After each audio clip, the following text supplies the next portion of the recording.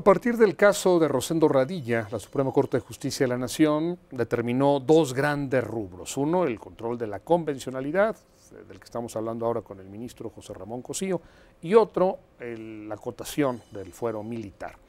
Hablábamos un poco del control de convencionalidad. Ya cualquier juez va a poder aplicar los tratados internacionales, las leyes y la Constitución, y todo finalmente va a llegar a la Corte y la Corte podrá decir que sí y que no, lo cual, dice José Ramón, no generará caos alguno. Mi pregunta es esta, solo en materia de derechos humanos, ¿y cómo se determina cuando un juez puede ir más allá de la Constitución o más allá de la ley? Pienso en monopolios. De pronto el artículo 28 es contundente, no se valen monopolios. Y se presenta una ley que es eminentemente favorecedora de monopolios. Un juez cualquiera puede decir, bueno, esto viola derechos humanos y yo declaro que esta ley no se aplica o que esta ley no tiene validez, ¿o no?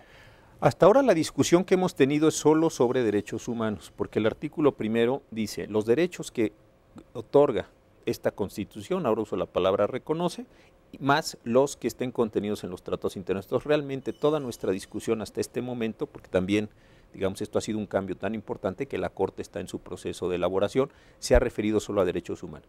Independientemente de cuál fue el acto, la ley, el reglamento, el acto de autoridad, digamos, para decirlo en los términos tradicionales de los abogados, el juez podría desaplicar si considera que efectivamente se está violando un derecho humano.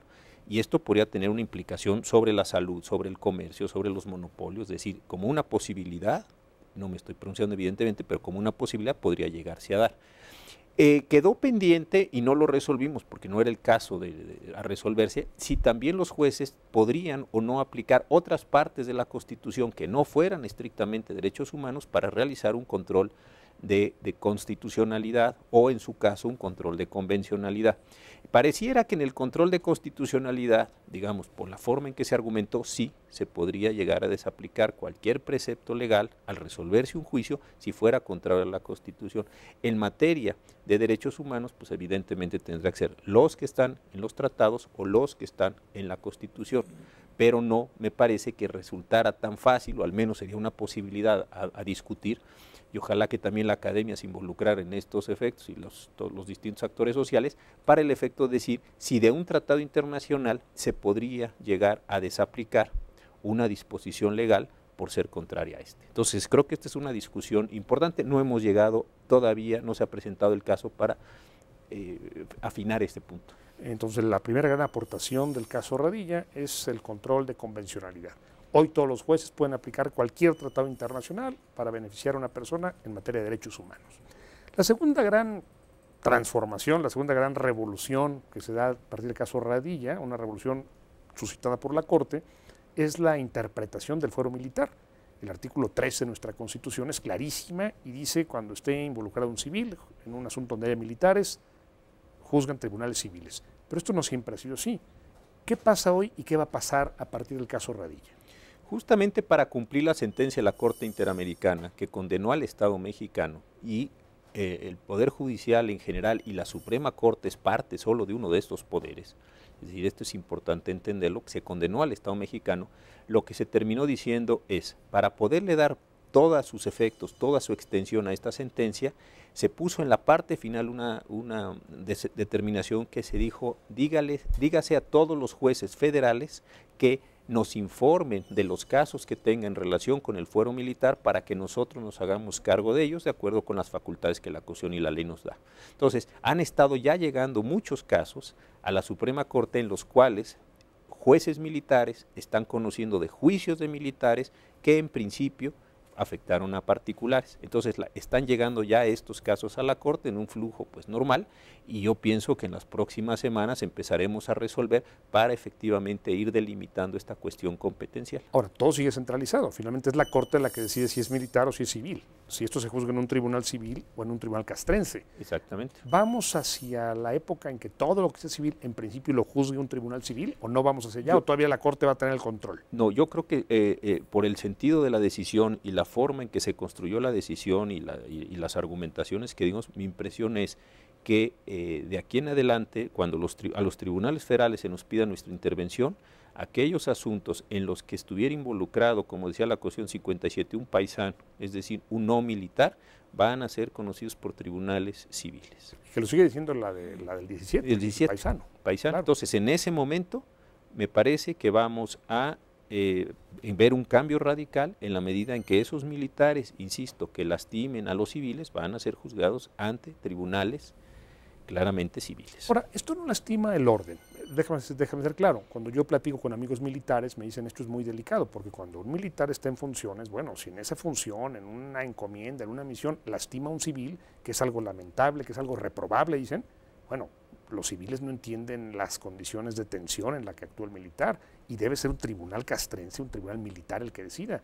¿Tú qué piensas de eso? Yo creo que aquí hay una paradoja extraordinaria y lastima efectivamente a los militares, y creo que esto deriva de poner a los militares a hacer funciones, como dice también la Constitución, que no tienen exacta conexión con la disciplina militar.